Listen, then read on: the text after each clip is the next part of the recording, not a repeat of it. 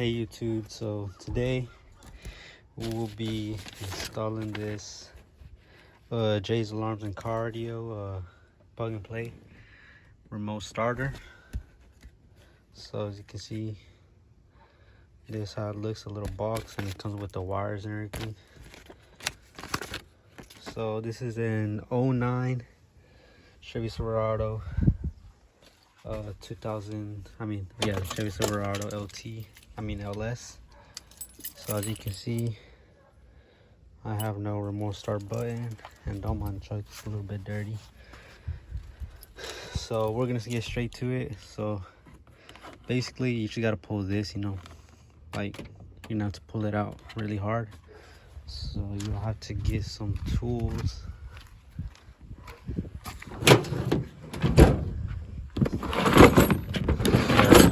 What I'm gonna use is a screwdriver just to pop that out, and then I'll get back to you in a bit. So as you can see, this came off. All you have to do is just put a screwdriver in right here, like get it latched to the back right here, right there, and then pull it out, and then pull it out like this, and it should come out. And this system only cost about 155, so we'll see how it is, and we'll test it out. All right, so as you can see, I just took these little wheel covers, or like where the steering wheel's at, took those off. All you have to do is just put pressure, like, to pull them apart, and it'll come apart pretty easily. And so where we're gonna have to unplug is these two, the one with mine has the orange markings, so it'll be this one, and then this little wire right here where the ignition is at.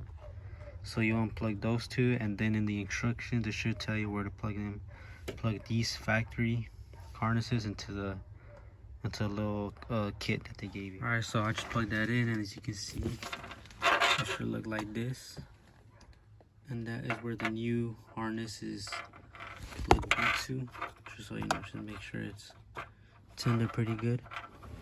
And now what we have to take off is this little one right here, and when we take that off, this one right here should plug into its place. All right guys, so in order to take that little piece out, so you see this little red tab.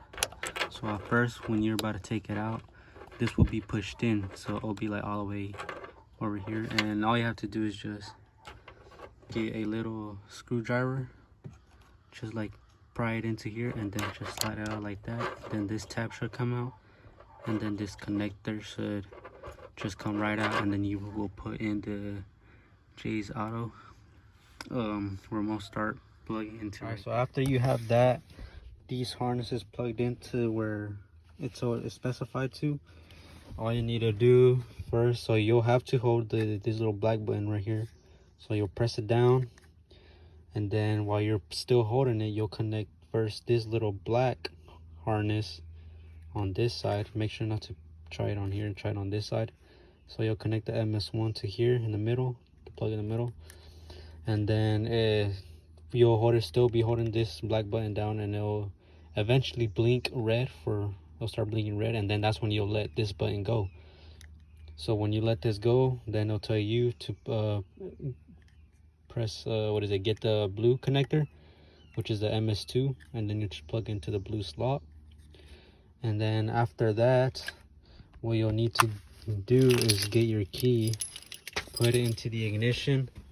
So you put it into the ignition, just turn it once, so you'll do one click to where its radio comes on, all that, and then it'll start it'll turn red. There will be a red light that shows up, and after that red light shows up, you'll turn it one more click to where all of these are shown. And once you turn it, you'll have to wait until this light turns green again. So it'll be red at first, and then once you turn that, it'll turn green. But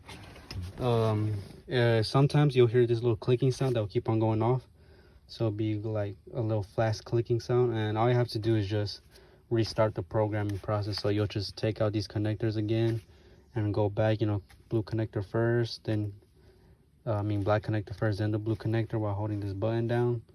And then just repeat that step if the light doesn't want to turn green, and eventually it'll turn green, because that's what happened with me. To me, this light didn't want to turn green, it just stayed red, and it will make a fast clicking sound. So I actually repeated the process, and eventually it did work. So we'll put it to the test to see if the remote start actually works or not. So as you can see, key fob, no remote start button. So it says click the lock button 3 times. So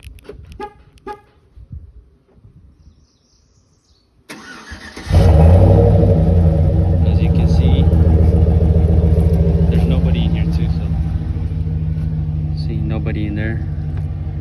Sorry for the tint. I have 5% tint, so it's kind of hard to see in there. So as you can see, nobody in there.